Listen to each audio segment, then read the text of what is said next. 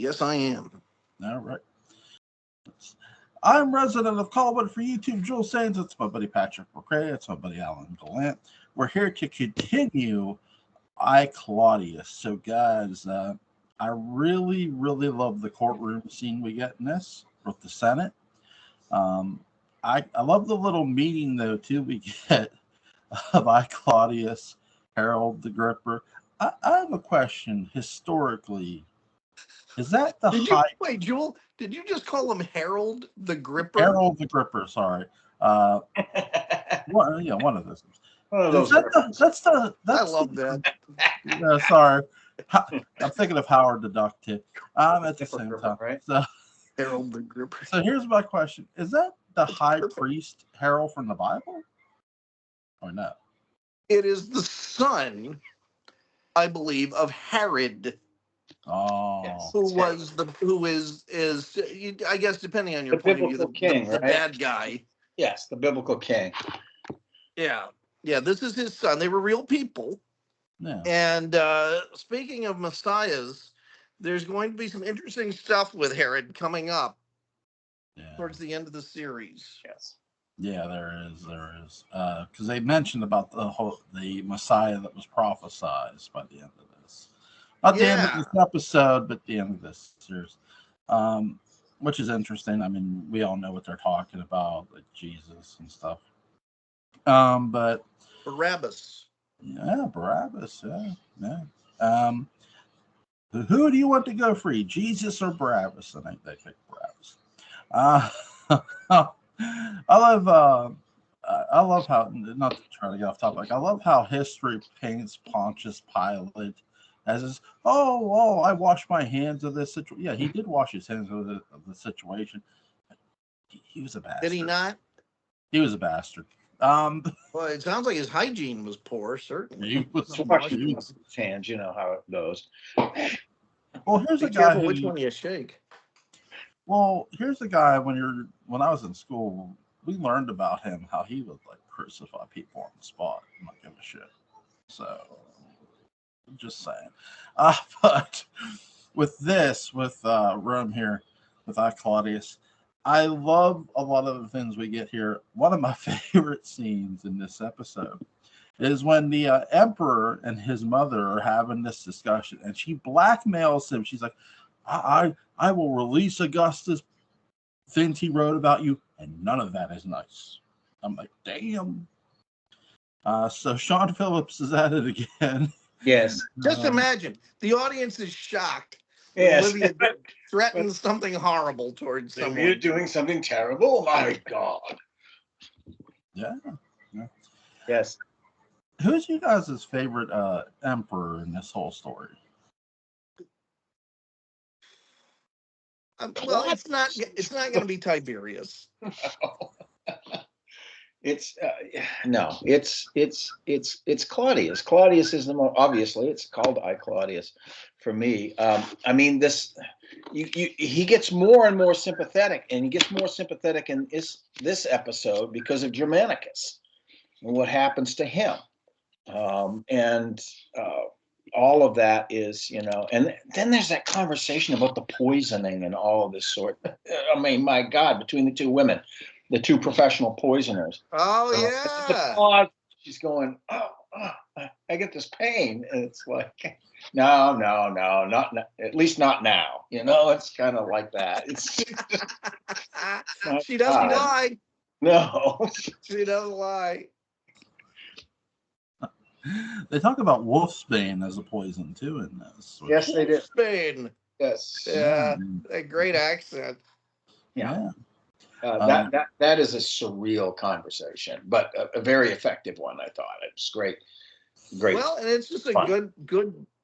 It's a good glimpse into the Roman regard for life. Yeah, cheap and short. Yeah. Yeah, pretty much. Except for Olivia, who lives to be 1,000 years old, practically. I mean, for her time, she's incredibly long lived. She outlived Ruth Bader Ginsburg.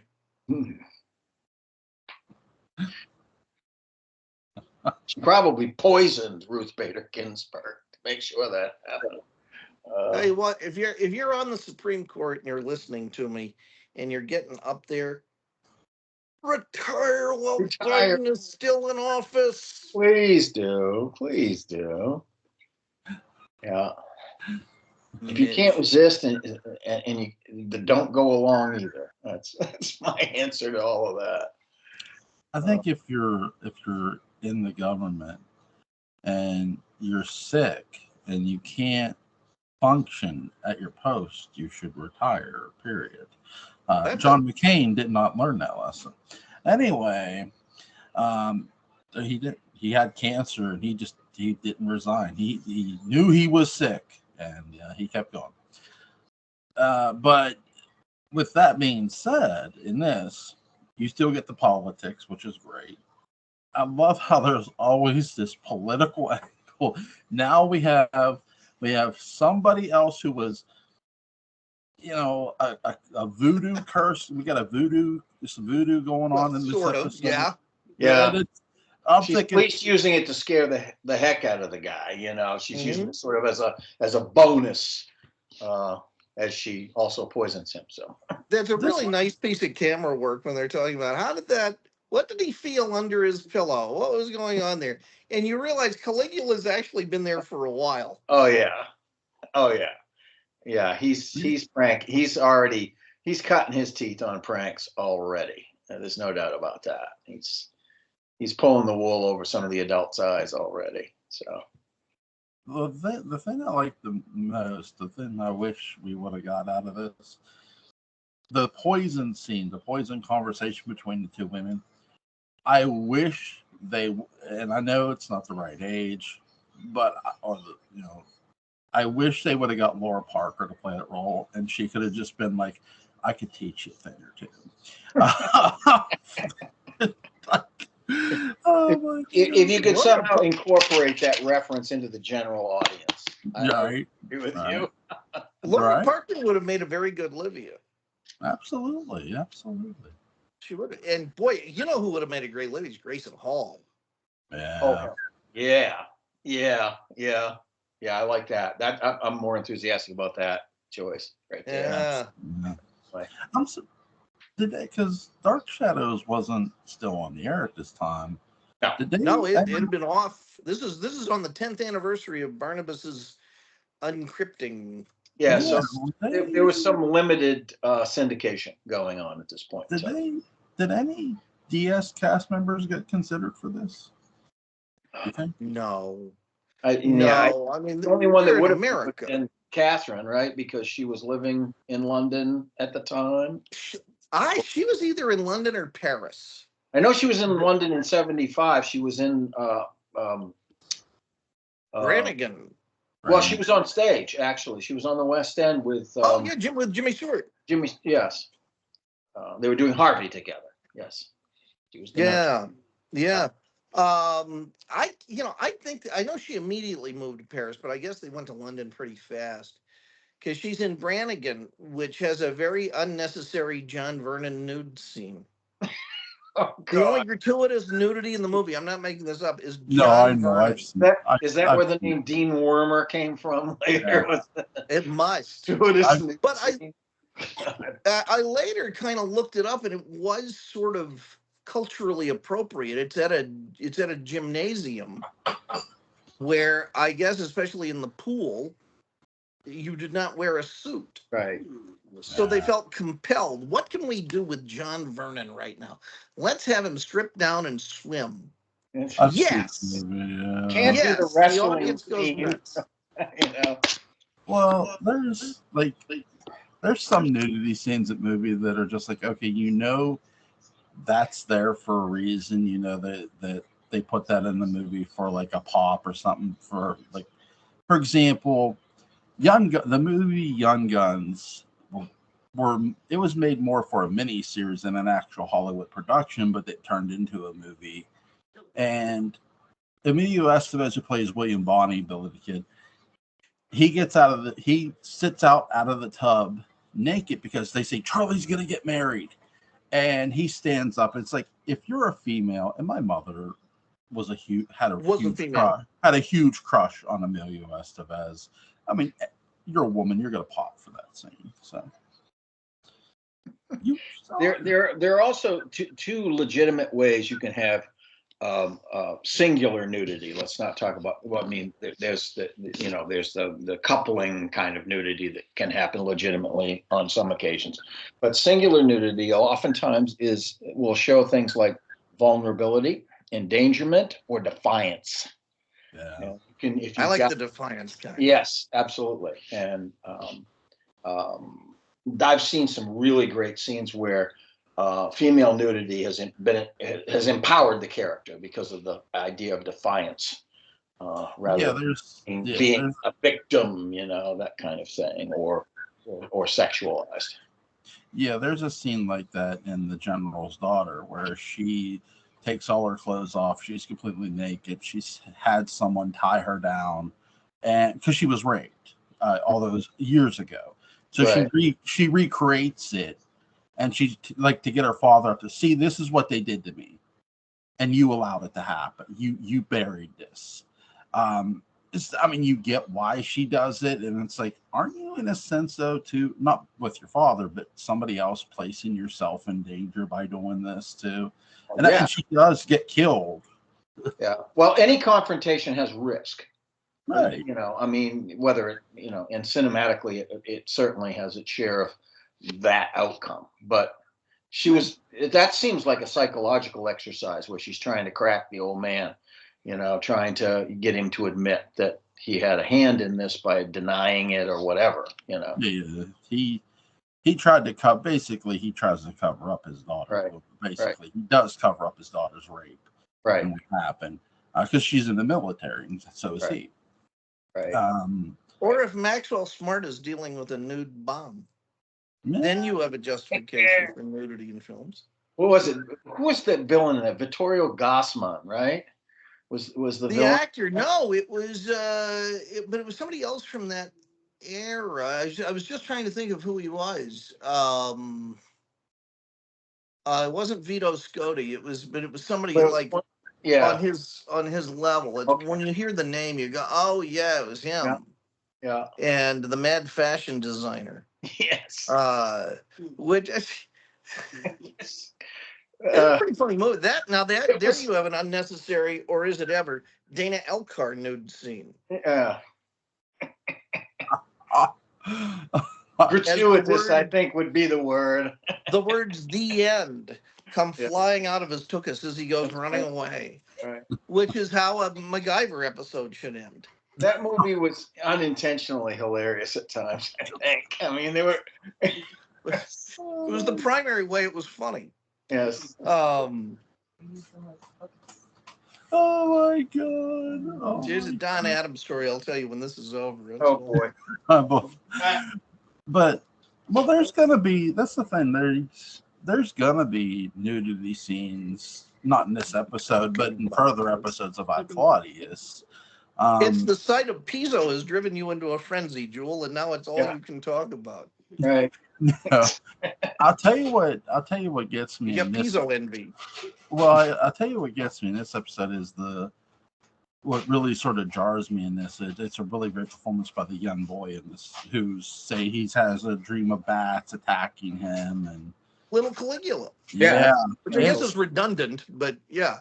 Right. It's because you tell there is something wrong with him, and it's like, what's they're just making up a reason to get into his sister's bedroom again. That's right. Myriad reasons. Basically, it's a foreshadowing of their later full-blown sexual relationship.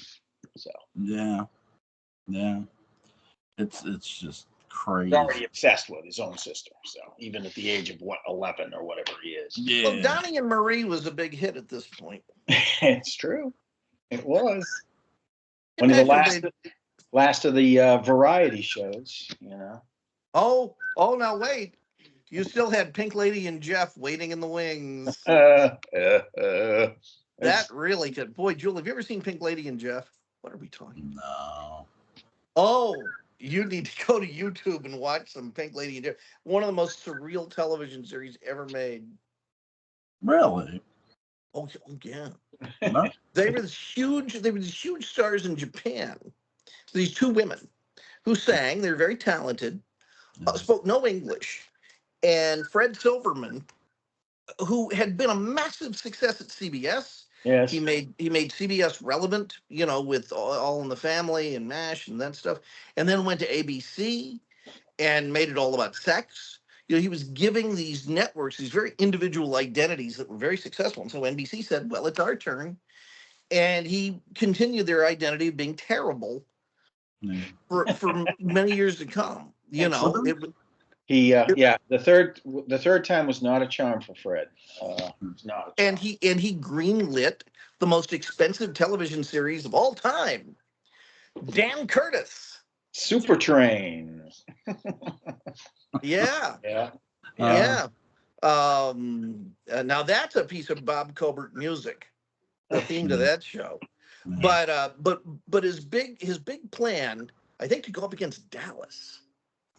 That with sounds Pink right. Lady and Jeff.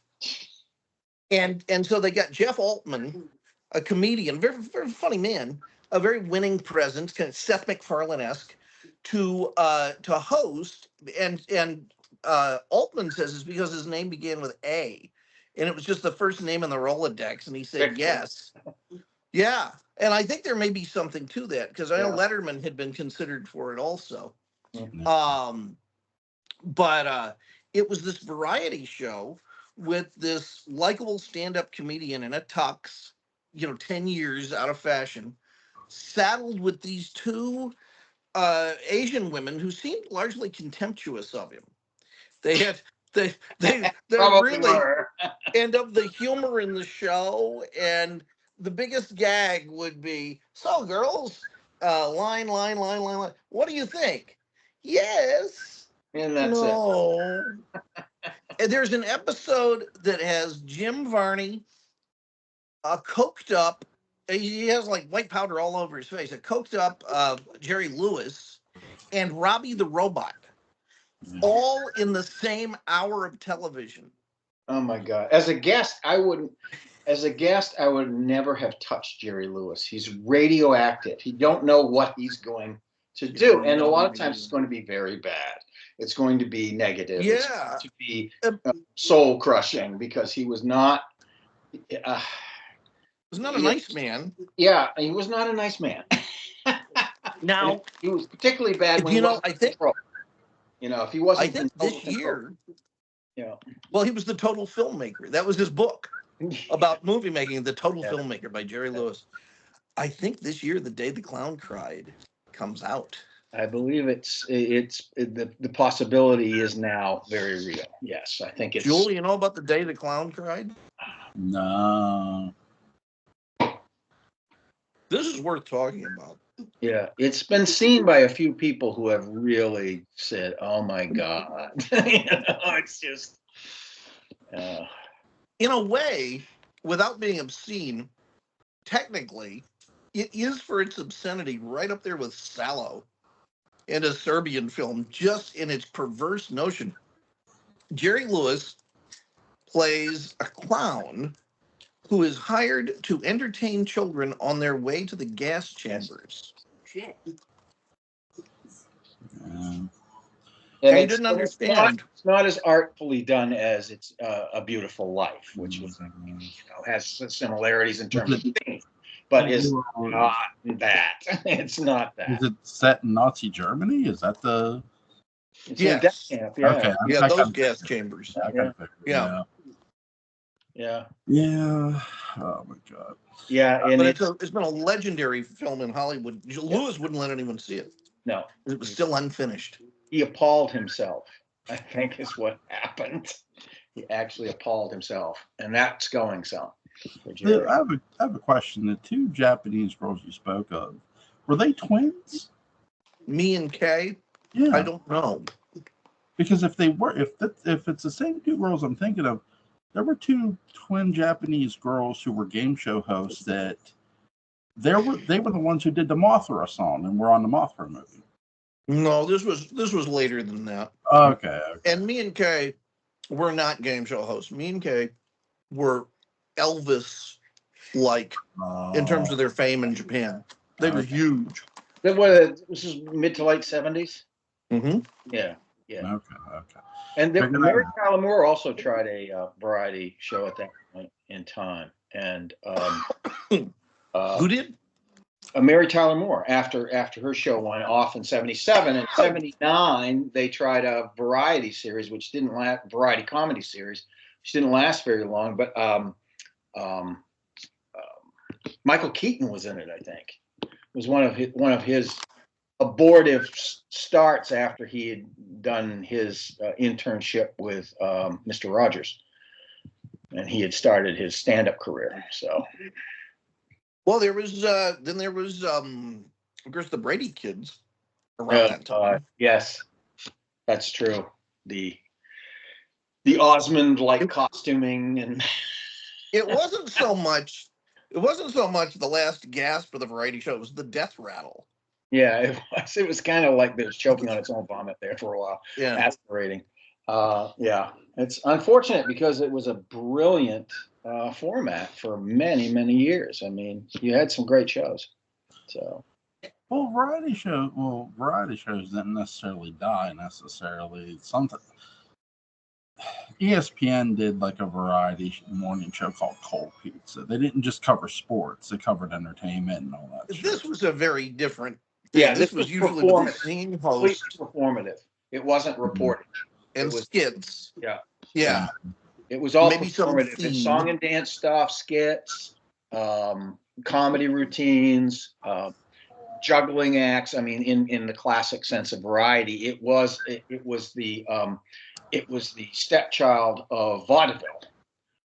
It was kind of an offshoot of vaudeville, and so you had, well, I mean, Jackie Gleason's show was a variety show.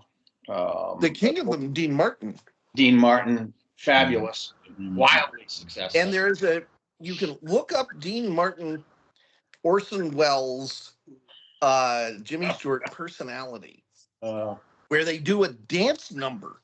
And poor Orson, I mean, he can't like cross a leg without getting out his hanky and like dabbing his forehead. But they're in wigs at one point. In hairdresser chairs. I know. You'll see it, Joel. I've seen several of the episodes, and I know that he used to have Jonathan Winters on fairly regularly, and also Foster Brooks, the drunk act. He would have him on every so often. When he had one of the bar skits, he's sitting at the bar, yada yada.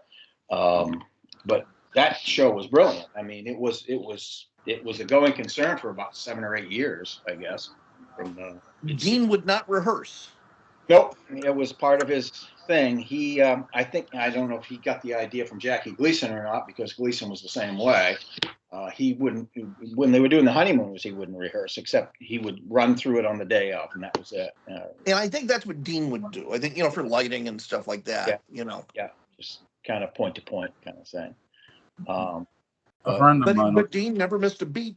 No, because, I mean, he'd perfected a lot of that stuff in a nightclub act anyway, and continued to do that nightclub act and the singing and the joking and so on after that show was off, until NBC came calling again to do the roasts, the celebrity roasts. So, speaking of rehearsals, a friend of mine, Jeff Palachek, shout out to him. He was telling me one time, because he was a fan of the show Always Sunny in Philadelphia, when they had Roddy Piper on there as a guest star, that because Roddy Piper was playing himself, and he goes, "Well, I got to get into character." I'm like, what do you mean you got to get into character?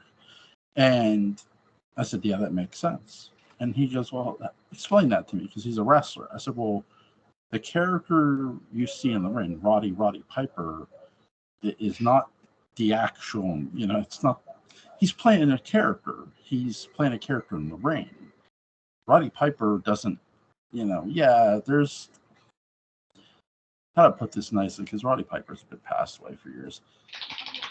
Roddy Piper did a lot of drugs and stuff like that. He was also a bit berserk in his real life too, sometimes. Right, a bit, but he wasn't, I think he had real potential as an actor.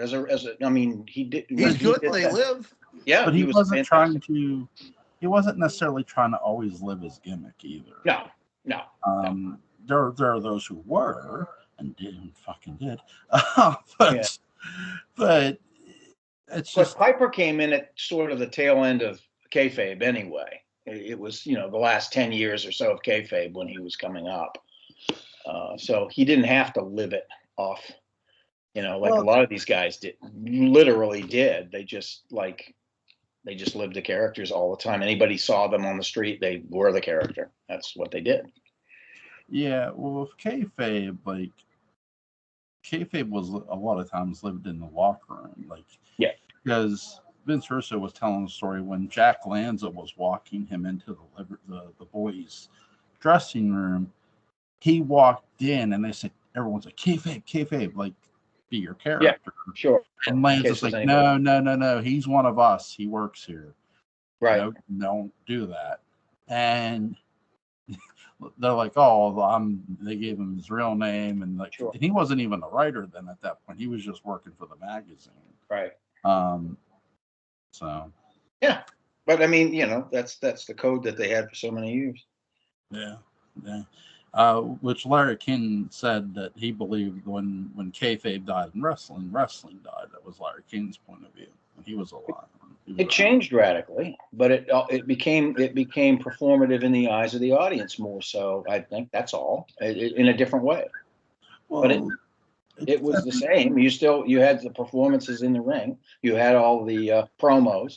You had all of that stuff. That didn't change. Some of it got better. I think too it depends on who you grew up with too, because my grandparents got me into wrestling. I got into wrestling right before WrestleMania 3. They didn't have any other form of discipline. No, it was right. Your grandfather was a big man, Jewel. No, he was. No, well, he was 6'5", but he was tall. How is that not a big man? He was tall, we'll say, because he taught us basketball when we were kids. I mean, I'm 5'2", so that's you're a big 5'2". man. 5'2". Well, in lifts. Well, anyway, he was explaining to us, and there were two different types of wrestling companies back then. There was the NWA, which was owned by Jim Crockett Promotions. With attitude. The Crockett family. NWA wrestling was more violent and physical, where WWF at the time was more cartoonish with characters like Hulk Hogan, the Ultimate Warrior, Demolition, Jake the Snake Roberts, the Hart Foundation. They were more sort of cartoony looking characters. And the NWA, not that they didn't do cartoon in a sense, it's that they would shed blood. They would, mention about Ric Flair would cut a promo about fucking women. So, I mean, yeah. You know what, Joel, you're really enjoying Gordon not being here because that's what's letting you get away with this. You're burying yourself in the part. We probably ought to get back to the heel face aspects of Claudius. Yeah, let's get back to Claudius before Gordon shows up and rips off his T-shirt and starts going wild. Anyway, I'm kidding. God bless you, Gordon. God bless you. So with Claudius, guys, who's one of your favorite actors in this episode? Yeah, the poisoner. Yeah, that whole interchange is great, and she makes that happen by her sort of. She's in the know, but at the same time, compared to Livia, she is a babe in the woods. So there's a lot of this sort of naivete that happens with her.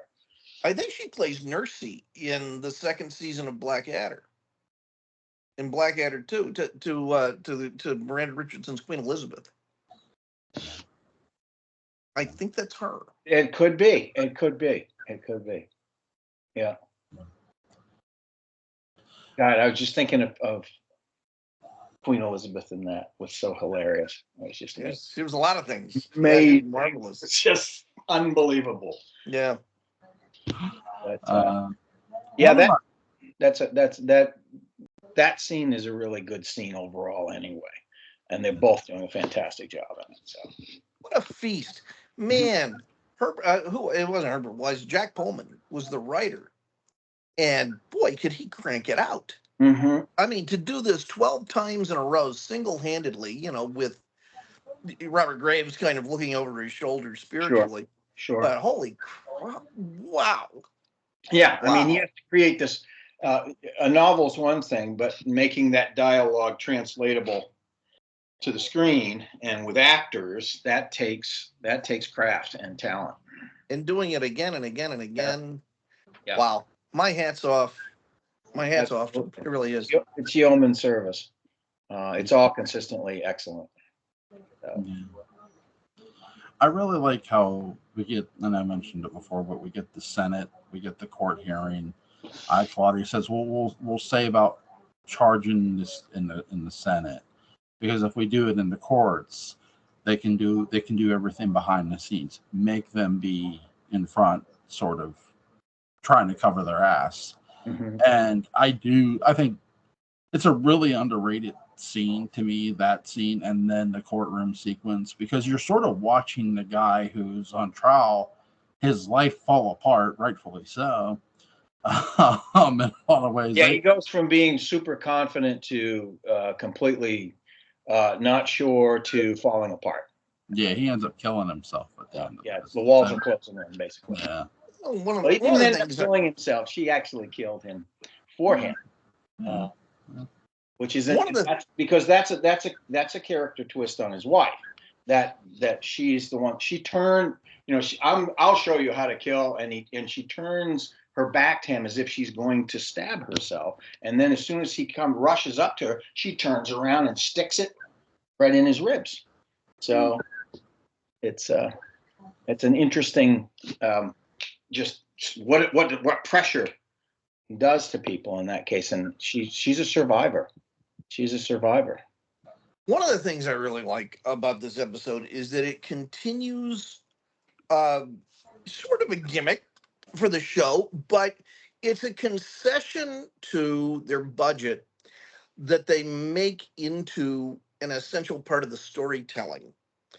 And that is that even if you have a big, quote unquote, crowd scene, even if you have a scene that's in front of hundreds or whatnot, this is a show that is about a very few people, and the influence that a very few people would have with their very human problems over, a much larger group. Right. And in the words of Pee Wee Herman, I meant to do that, but really they took what was a clear disadvantage and they made it a motif. And that's wonderfully pure storytelling. It is, and wisely so, because it is about these families. It's about these families who are seated in power and how they're dealing with maneuvering themselves into better positions or whatnot, or trying to survive or whatnot, or doing the bidding of other members of the family and what consequences of that are. And that's the main. That's the main reason for being here. That's the narrative. And it's such an old theater trick of don't show them anything that's not in the budget. Right. Because if you don't try to show them something that won't work, it all works. Right. Imagine if they cut to stock footage. Yeah. Yeah. Huge crowds outside of the royal palace or whatever. Yeah. And because they're alluding to that constantly throughout this episode. Oh, well, everybody's PO'd about such and such, and mostly Germanicus, they PO'd about that. But that's all you need, because the tension and the intrigue is evidenced by the actors who are seen. Yeah. And that works really well. So yeah. I think marvelous. One of the things that's really great about this is the way that they lavish the Senate. The actual set that they built for the Senate, they lavish that on the audience because it's a beautiful set. It's really nice, and it allows for a lot of camera work and a lot of different, viewpoints. And you can have a lot of people with obviously your principals whoever's principal in the scene dominating, but you still have all these other supports in there, and it's I love that set. I love the way it's used. It was thoughtfully built for the cameras and the display of the various actors and all of that. So it's a great show. yeah. I hate to be so reductionist about it, but I just bask in it sometimes. Yeah, It's great. It's everything about it. They had the top guns in all aspects of it. The actors, the director, the writers, the technicians, sonographers, everything. And it's also tasteful. Mm-hmm. In that they know exactly what to show and what not to show and how to time it. It's even its bad taste is lovingly orchestrated. It is, and they trust the imagination of the audience too, which is not often the case anymore. A lot of showrunners and writers don't necessarily, modern ones, don't always trust it, and you can tell the difference, because we're going to show you everything, we're going to just let it all hang out. If you play to the dumbest guy in the room, you put on the dumbest show in town. Right. Yeah. Absolutely. Yeah. Really fun scene to watch. A really fun episode to watch too. It's the characters are in. They're just so on. The actors are. I mean, they're really good. Janus very much in this, but he's a presence. He is a presence throughout, nonetheless. He's referred to a lot. That's the thing. Like, I know that Patrick Stewart isn't in this series a lot. Like, he's not in a lot of, like, he's here 4 episodes and then he's gone. Yeah. But for the little episodes he has, he makes it count. He does. He's a presence. He always has been. He's a presence, and it's a wonderfully written part. Yeah, absolutely. Yep. Is there anything you guys want to add about this episode before we go? I think it's a swell one. Yep, I would agree. It's a fine episode. It's done. It's done wonderfully on all levels. So.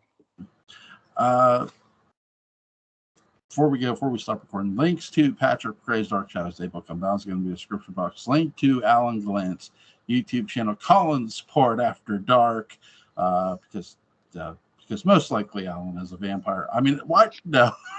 If I were a vampire, I'd have more episodes out by now. Well, we wouldn't be able to see him on webcam.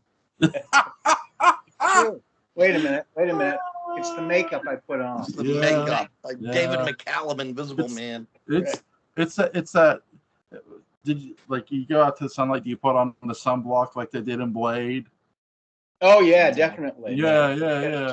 Titanium oxide for days. Come on. Oh my god. I got a lasagna cooking, guys.